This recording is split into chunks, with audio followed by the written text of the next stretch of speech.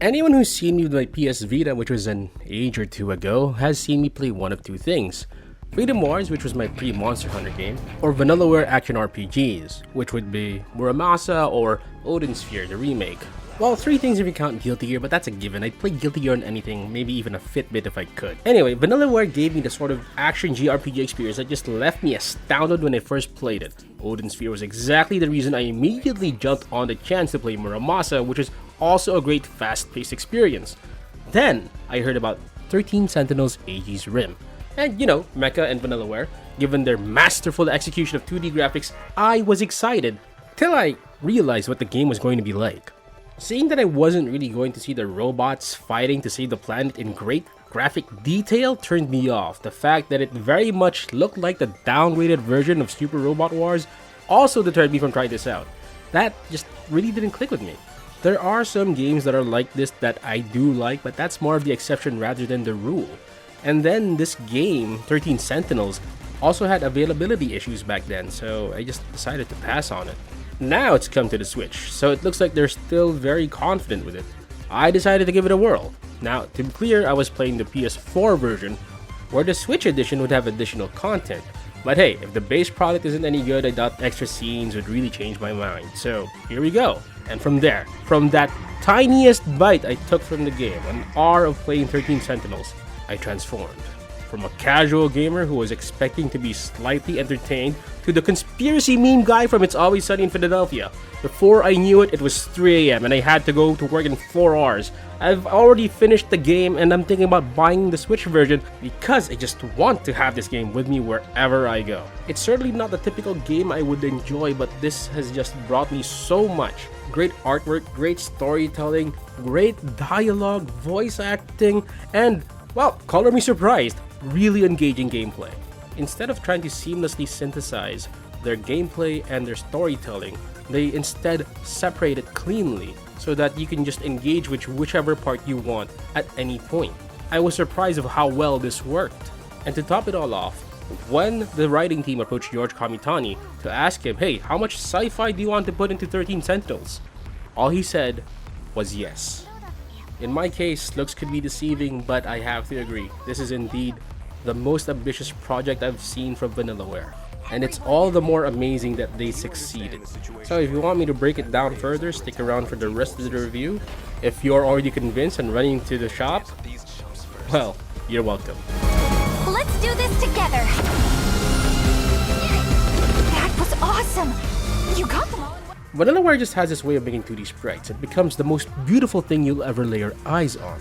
How they created the most painteresque look for everything they make is a wonder. How they blend that in with their parallaxing backgrounds, complete with variable lighting effects, just goes to show how much they have mastered this craft.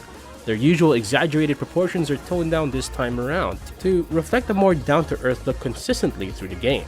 Though, down-to-earth is probably the last thing this game really is. While character designs look plain and predictable, this is done with purpose. It makes use of tropes so we don't have to think too much on how to characterize them, at least initially. The girl with long hair and glasses is the serious type, the dude with the pompadour hairdo and pop collar definitely is the type to get into fights, and so on. However, this doesn't mean that they're not done well. Even in their idle animations, the characters are exuding what they're all about. You can tell if somebody is being cautious, or bored, or whatever else. But what is a play without its stage and supporting cast? The atmosphere of a school building is nothing but creepy without students. You can't call a city alive without its residents. How the sun paints the roads and everything on it as you move along is a sight to behold. It's thanks to the strong attention to detail that even the slightest inconsistency will stick out like a sore thumb, which plays as a subtle guide to how you would be able to progress the adventure. Nearly every moment of 13 Sentinels is worthy to become a wallpaper of sorts, except perhaps when it comes to battles. During these battles, it feels like you're watching more like a tactical radar screen rather than a war zone. Maybe even a polished version of an old 8-bit game. I mean, it really boggles my mind as to why Vanillaware, known to make the flashiest, most visually appealing games I've ever seen, decide to go with this. Later, I discovered that there's a reason to it, maybe two, and I will go over those later.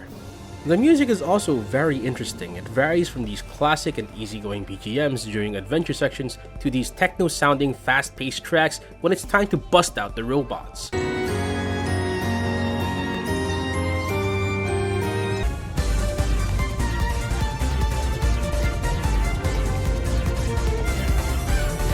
They both work independently and alongside each other since they carry similar melodic themes, and they fit the situations they're used in. The moment I heard Overflow on the title screen, which reminded me a lot of the Zone of the Enders and Ghost in the Shell, I knew that I was in for a ride. But the ride does not end there. The voice acting is more than stellar. Whether you prefer English or Japanese dub, the performance is consistently great. I would swap between them to see how the English or Japanese voice was handled for every character and find myself satisfied at every turn. Net profits, big business talk, or something. I've been meaning to tell you, I found a cafe with some amazing looking cakes. 今日の帰りどうかな？別にいいよ。 This was particularly important to get perfect, as the story, which is the bulk of the game, is heavily carried by the dialogue of the ensemble cast of 13 Sentinels Aegis Rim. As usual, Vanillaware, when it comes to presentation, I'm nothing less than impressed.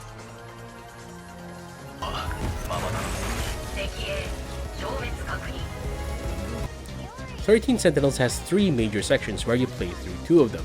Those would be Remembrance, which is the story mode, and Destruction, which is the battle mode. Analysis is more like a review section for story and lore.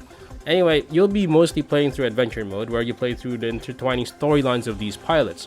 While some may consider it playing through a gorgeously made visual novel, it's really much closer to a point-and-click adventure, where you may have to interact with certain people, items, or thoughts in a certain way to proceed.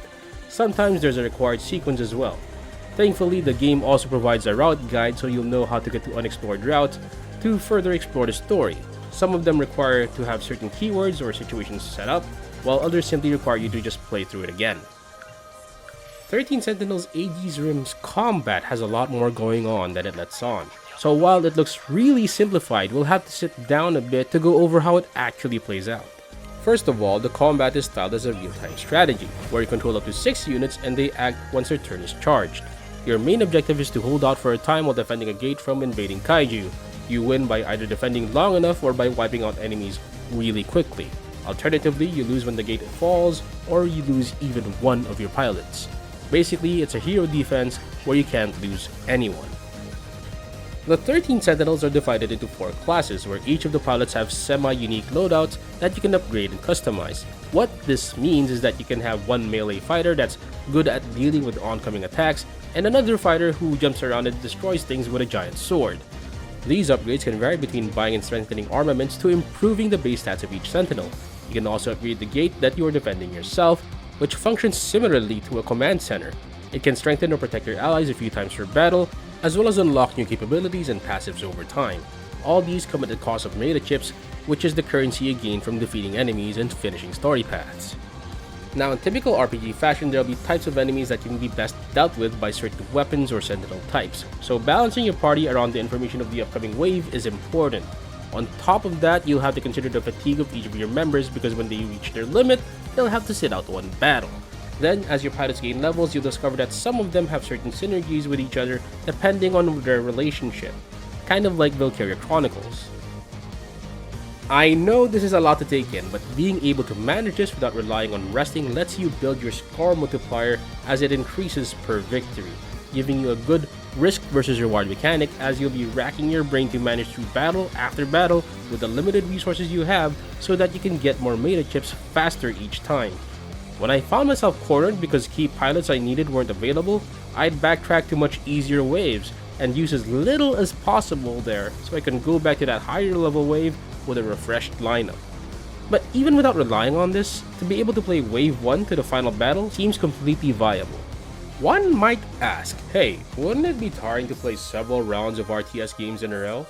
And usually you'd be correct, but fighting off a wave in 13 Sentinels takes about 5 to 10 minutes. Most of the time, after I finish a wave, I'm actually game for maybe 3 rounds. 3 more rounds minimum. You can either take it as a break from going through all the story routes, or just binge like maybe 10 battles in a row because you're farming. Suddenly, their choice of using the simplest graphics possible for these fights makes sense. How will you possibly keep track of hundreds upon hundreds of enemies, the attacks they launch at you, and the 6 behemoths you deploy against them? The answer? Vampire Survivors. If the rate of streamers picking up this game is any measure to go by, then it's easily a successful game. The amount of enemies coming at you and the amount of projectiles you're shooting back at them would be impossible to track if you had ridiculously detailed graphics. Have you seen an FF14 raid? Can you tell me that you know what's going on at any given moment? Don't lie to me, nobody can. I mean, I could be playing solo and I still get confused as to what's going on. Anyway, within less than 10 seconds of active time in 13 Sentinels, you may win or lose the battle. So being able to discern the situation at a glance is exactly what it needed. And what can do that better than this very bright, clearly defined, color-coded, simplified map with matching avatars? In short, I thought I was going to hate it, but it actually had a lot more going on under the hood, where I found myself engaged to the point that I lost sleep over it. It's great.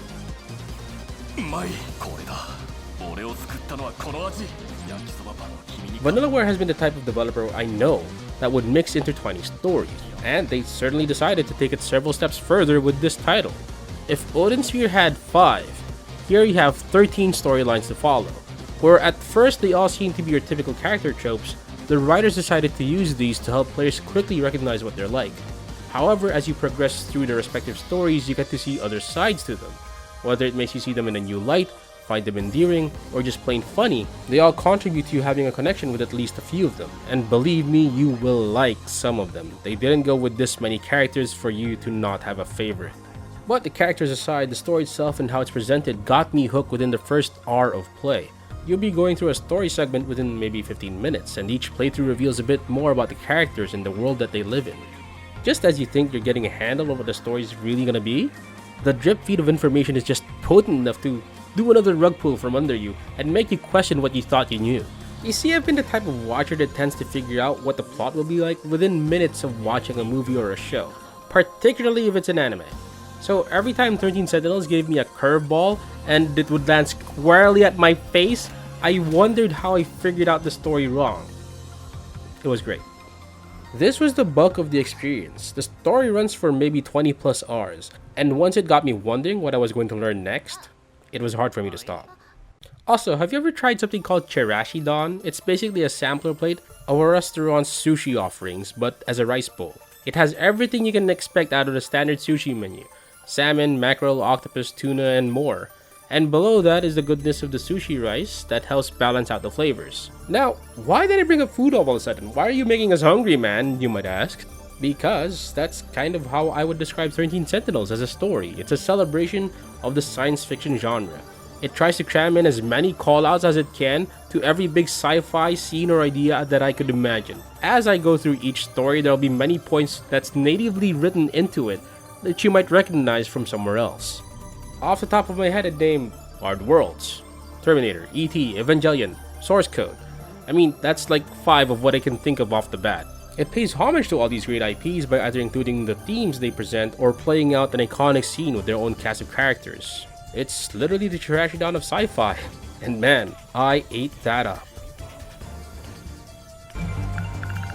The feature section is probably the most boring part of the game, but it's also necessary.